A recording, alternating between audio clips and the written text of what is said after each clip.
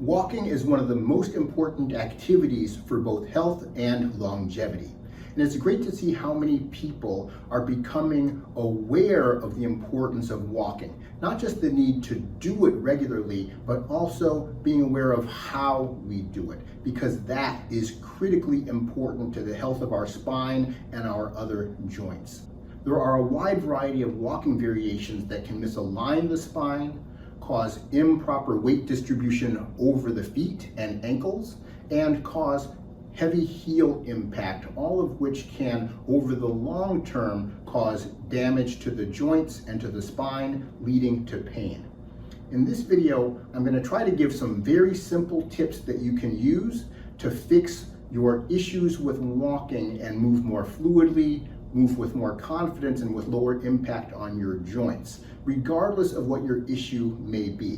Whether you have duck feet turned out like this, whether you're hitting with a hard heel impact, you have a perceived anterior pelvic tilt, you're overstriding, whatever the issue is, this simple technique I'm going to go over with you today is going to help you to, over time, correct it.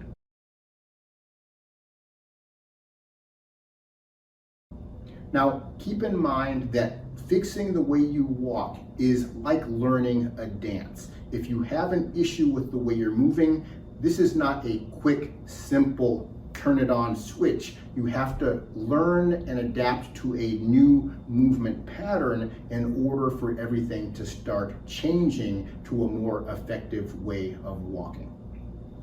So let's look at this exercise here. We're going to use a chair so we can balance in the mid-swing portion of the gait, which we wouldn't be able to do naturally. This is going to help us out to stop and to examine the positions as we go through them. We're going to start with our left leg forward in my case.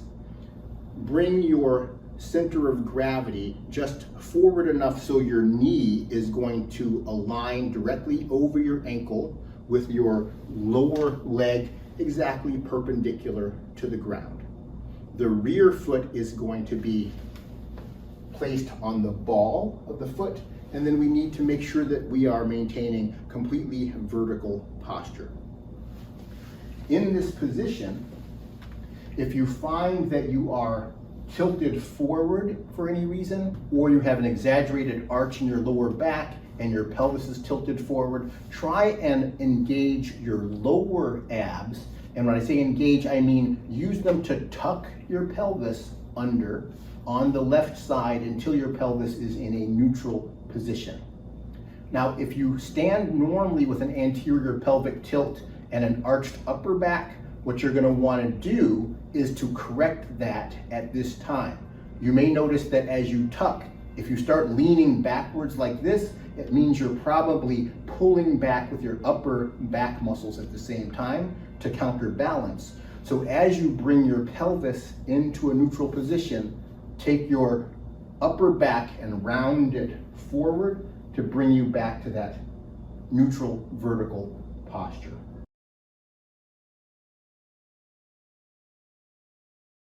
So round the back, hollow the chest, reach forward from your left arm to really engage that upper abdominal muscle on the left while you're tucking your abs on the left to keep the pelvis in a neutral position. Now that we have that position, let's practice going through the swing through phase of the gait. Find the position, and what we're going to do is go from here and initiate the swing through and pause at the end of the motion. Your center of gravity should be just about right over your standing leg foot, and the swing leg should have swung forward with the toes angled slightly upward, not exaggerated. And we should find this position, which is going to be the position we use right before we bring the heel to the ground. But it's important to understand that we have to stop in this position. If you find that doing the swing through, your foot goes directly to the ground, it means you're probably either leaning forward from the upper part of your body or your pelvis is tilted forward. Because if we have the pelvis tilted forward, as we try to do that swing through, the foot is going to end up directly on the ground, and that is going to be an indication that you're going to be having a very heavy heel strike and incorrect weight distribution over your joints. So the end of the motion should be here. The proper core engagement at this point in time is your upper waist should be turning forward on the side of the standing leg. Our lower abs should be tucked on the side of the standing leg, and we should be having activation of the muscles in the front of the hip that have pulled the body forward. These muscles here in the front of the hip flexors, are going to pull the body into that motion of the swing through. Now here's where I need to kind of dispel some ideas that you're going to see out there on most other videos, including some of the ones that are very highly ranked on YouTube, where they're always talking about squeezing the glutes and putting your hands on your glutes to make sure you can feel your glutes firing, and if you don't feel them firing, then you may have dead butt syndrome or gluteal amnesia. This is something that I discourage you from trying to do to assess your own walking. First of all, people have been studied and shown to have very little sensitivity to be able to place a hand on a muscle and see whether that muscle is working or not. So you're not going to be able to feel it. Also, your glutes, even if they were working, you're not going to feel them squeezing, because what does squeezing your glutes mean? Let's think about the bicep. When I flex my arm, I don't feel my bicep squeezing. What I feel is the arm just moving. My bicep is not tightening up. When do I feel my bicep tightening? That's if I squeeze or contract my bicep muscle and the opposing tricep muscle at the same time, causing internal tension, which causes that muscle to tighten. So when somebody says squeeze your glute to make sure it's working, what you're really doing is just contracting your glute muscle in the back of the butt along with your hip flexors in the front against each other to tighten. And you can practice that just by standing here and squeeze your glutes, tighten them up so you can bounce a quarter off your butt, and that's not going to get you to move anywhere. Squeezing opposing muscles against each other is not movement. So what is movement? Using your gluteus maximus, which is what we're referring to here, is extension. We're extending the hip or pushing the leg down depending on what position we're starting in. If we're starting in this position and we extend the hip, what's going to happen is we're going to push the body up and back because our center of gravity is behind the forward anchored position on the foot. So I'm not going to go forward if I squeeze or push down with the glutes. That's the action that's going to happen. But what happens with a lot of people, if they're trying to use their glutes, is they're doing that action and then leaning forward at the same time. And that is what's going to cause the heel to crash into the ground with a very heavy impact. And it's also what's going to cause your pelvis to be tilted forward. Because if your pelvis was in a neutral position, you would end up here, not here.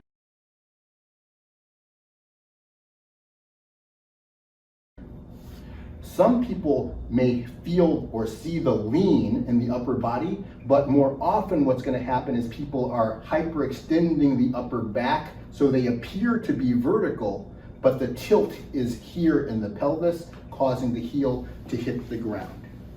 So when you practice this exercise, make sure that after you engage that swing through, that is going to be the place where you're going to pause.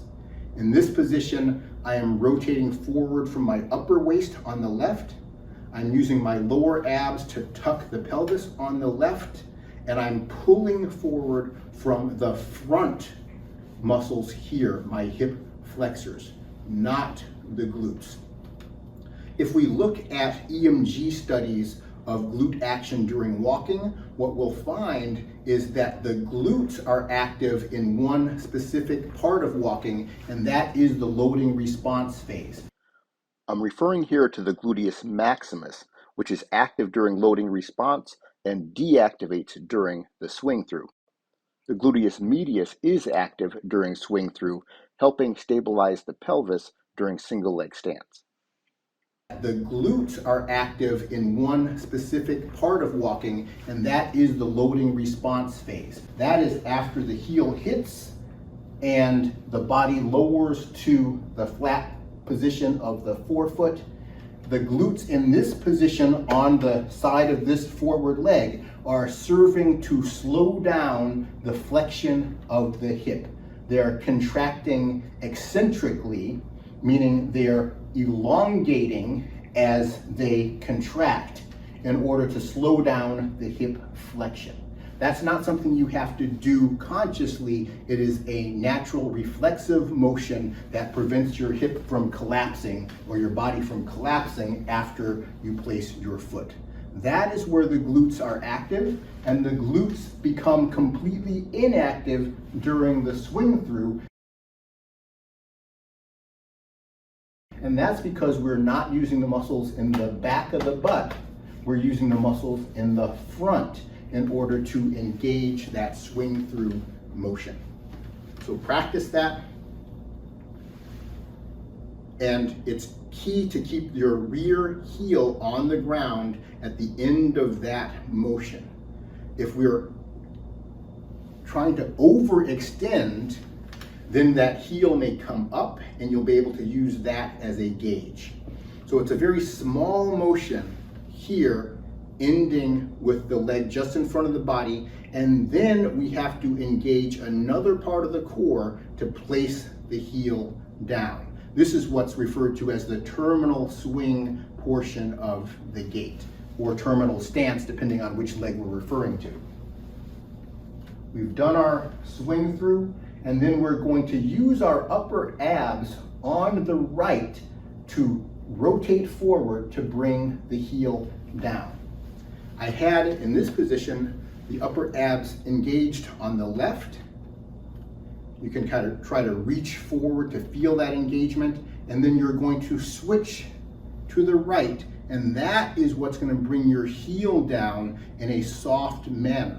And your heel is going to place right on the bottom of the heel here, not the back, not like a sharp jab of the heel into the ground, just a soft placement on the bottom, and it's going to immediately begin to roll forward as we engage our core correctly.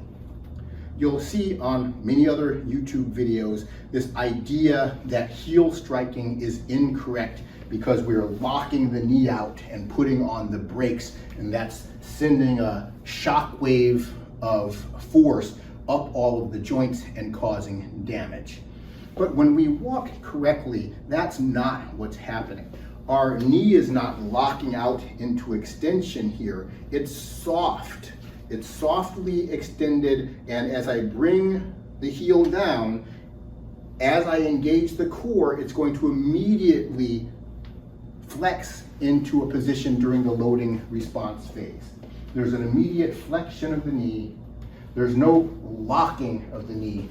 I'll show you in this video of me walking. You can see the smooth motion, and you're not going to see any jarring, which would have to happen if we were locking the knee. If we were locking, you'd see a start and stop and a start and stop and a start and stop.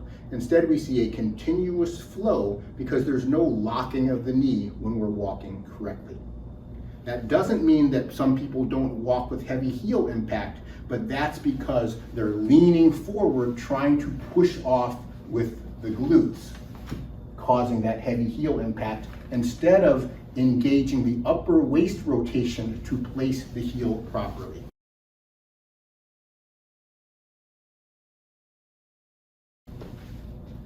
We're back to this position here at the end of the mid-stance portion of the swing through. Engage your upper abs to bring the heel down.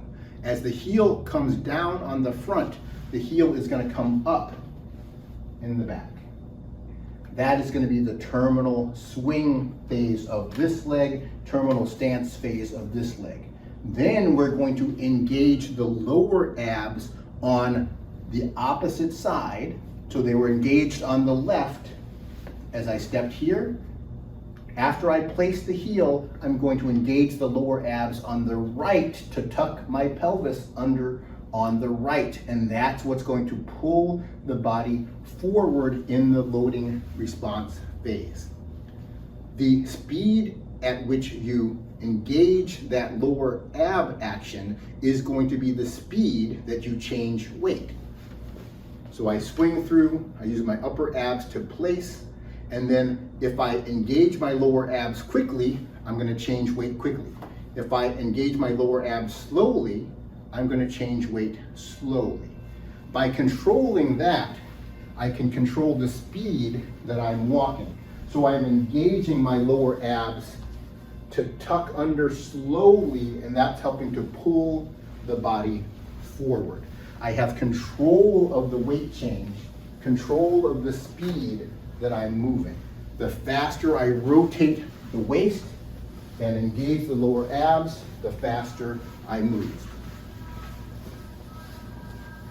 So practice the control of your lower ab action. That's what's going to keep your pelvis level, and that's what's going to cause your weight to shift forward from this position to this position. So now I've reversed sides. I am weighted on my right leg with my right lower abs tucked, my right upper abs engaged forward, and my left hip in flexion. We initiate the swing through again by using the flexion on the right hip to bring us to this position, and then we again start to cycle through with the abdominal waist rotation to continue walking. I believe that if you practice this exercise, you're going to be able to move correctly regardless of your problem. Because if the problem was duck foot walking, meaning your feet are like this, which is really an improper engagement or pattern of core motion that's causing your feet to do that. It's not a problem with your angle of the tibia in most cases. If you're able to put your feet in this position, facing forward, and your knee does not collapse inward like that, then it's not a problem of the rotation of your tibia. If you can find this position and stay in it, then the issue is the pattern of movement, not a fixed rotation of your lower leg. So you'll be able to fix your pattern of duck foot walking if you can practice engaging that swing through. Forward leg should be facing forward. We place correctly, we change weight. If you are leaning forward and crashing into the heel, that means you're probably not engaging the lower abs correctly on that side. And you're also probably trying to overuse your glute to extend and compensating by leaning forward into it. So if you practice the exercise the way I've described it, you should be able to correct both of those issues. Leave me a comment. Let me know if you have any questions. Let me know what part of this exercise is working for you or not working for you, and what other tips you'd like to see in future videos. Make sure you've clicked the like button and stay subscribed to the channel so you can get my other videos as soon as they come out. Thank you so much for watching.